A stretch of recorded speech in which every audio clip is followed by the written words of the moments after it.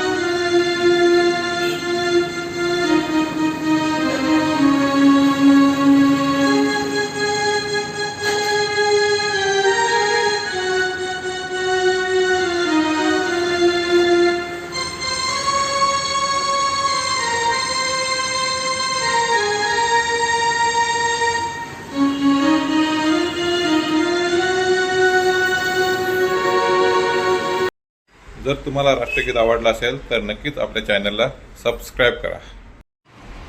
आपल्या गावामध्ये 40+ क्रिकेट संघ सानपाडा यांच्या वतीने 40+ मास्टर क्रिकेट स्पर्धेचे आयोजन करण्यात आले आहे। तर त्या स्पर्धा पाहण्यासाठी आपण आज जाणार आहोत। आपल्या घरासमोरच श्री नागेश्वर मंदिर आहे, त्याचं जीर्णोद्धाराचं काम चालू आहे। तर तिथं आपण आज प्रथम आपलं दर्शन घेऊया।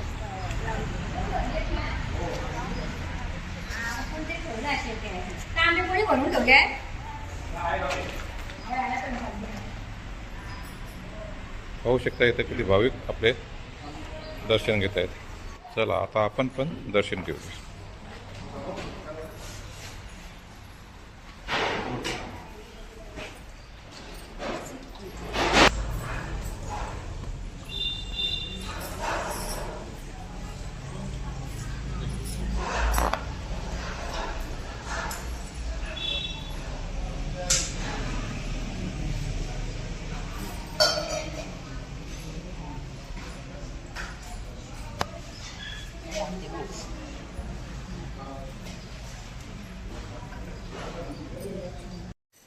तुम्ही महादेवाचे दर्शन घ्या।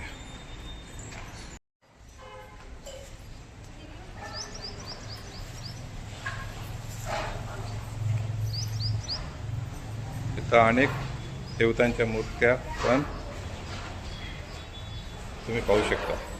हे आहे नवी मुंबई महानगरपालिकेचं झाशीच्या राणीचे खेळाचं मैदान। इथंच क्रिकेट स्पर्धा आयोजित केलेली आहे। तर आपण आतमध्ये जाऊन ती स्पर्धा पाहूया।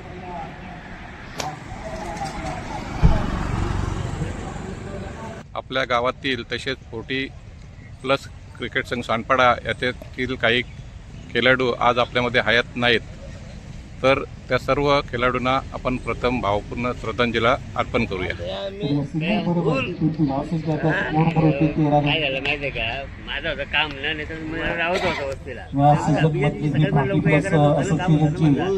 त्या वेळेमध्ये तुम्ही पाहू शकता इथं काही पाहुणे उपस्थित झालेले आहेत।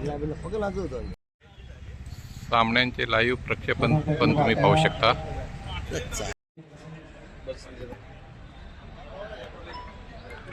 इथं मान्यवरांचा सत्कार करण्यात येतोय।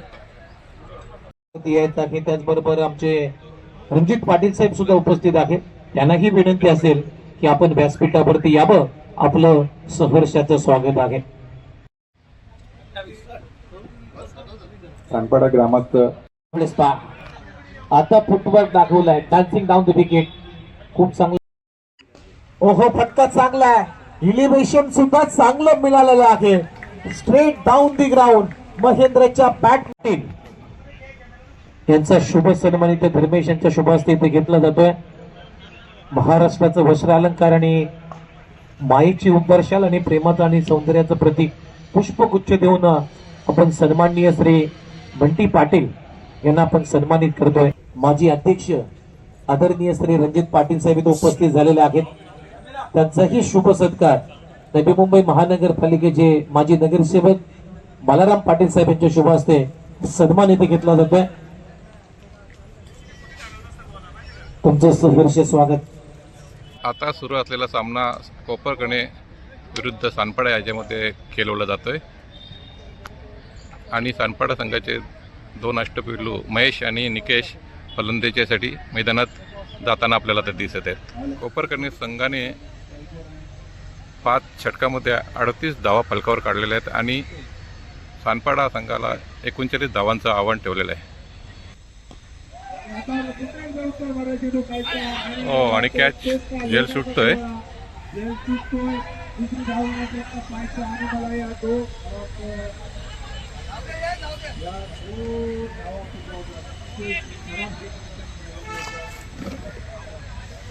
निकेश यांनी 2 चेंडूवर लागोपाठ चौकार आणि षटकार मारून संघाची धावसंख्या वाढवली आहे. 26 जानेवारी सार्वजनिक सुट्टी असल्यामुळे मोठ्या संख्येने प्रेक्षक सामने पाहण्यासाठी इथं उपस्थित झालेले आहेत.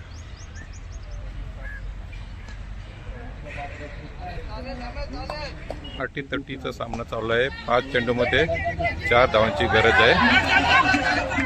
तुम्ही पाहू शकता या चेंडूवर 2 धावा भेटल्यात.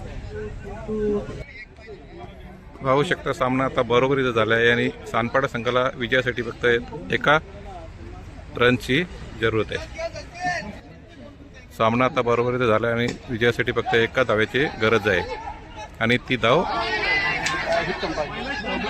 पण आता पूर्ण होते. पाहूया पंचांचा निर्णय आऊट आहे. पुढचा चेंडू पाहूया आणि जोरदार पटकावलेला आहे धर्मेश याने. पाहूया कॅच होते आणि हा पण फलंदाज कॅच आउट होते आणि अशा रीतीने 4 फलंदाज सानपाडा संघाचे बाद झाले. अतिशय चुरशीचा सामना. 1 चेंडूमध्ये 1 धावाची गरज आहे सानपाडा संघाला. पाहूया ते होते आणि हे धाव पण पूर्ण होते. अशा रीतीने सानपाडा संघ हा विजयी झालेला आहे. चला आता आपण जाऊया आपल्या घरी. आता आपण आलो आहोत सेन्सरी गार्डनला आपले वॉकिंगचे काम करण्यासाठी. चला तर आता आपण आज जाऊया आणि थोडीशी वॉकिंग करूया. आता आपण सेन्सरी गार्डनमध्ये आपलं वॉकिंग चालू आहे. तुम्ही पाहू शकता इथं सुट्टी असल्या कारणाने किती लोक इथं आपल्या मुलांना खेळण्यासाठी घेऊन आलेले आहेत.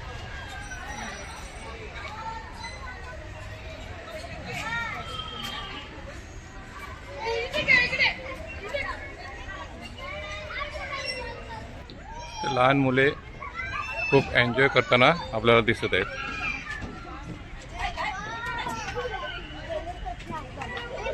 आणि इथं पाहू शकता हिरव्यागार गवतावर बसून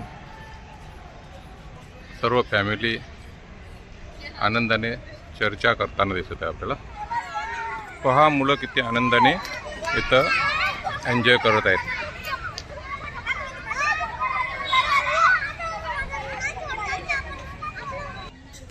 सेन्सरी गार्डनमध्ये पहा किती सुंदर सुंदर फुलांची लागवड करण्यात आलेली आहे. किती सुंदर दिसतात हे दृश्य तुम्ही पाहू शकता.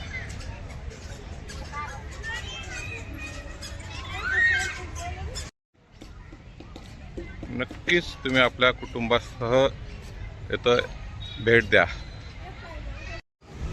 तुम्हाला जर ब्लॉग आवडला असेल तर नक्कीच सबस्क्राईब करा. धन्यवाद.